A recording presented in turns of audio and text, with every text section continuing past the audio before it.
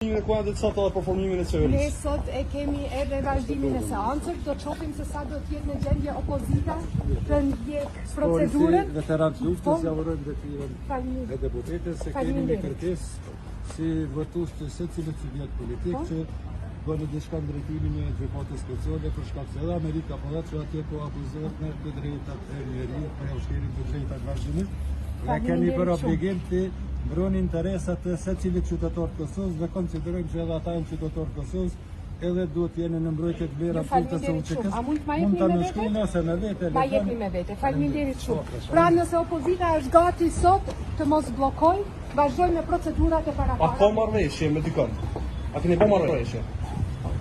Ma do ta shihni sot, vendi është sot në kuvend. Ju pak minuta ndoshta do t'ju bie të flisni. Mirë, po e gjitha do të varet nga vullneti i opozitës. Presidenti atje ju tregoi që në sensin e gjykatës kushtetuese nuk bëhet seanca konstitutive për të bllokuar, po në sensin e zhbllokimit.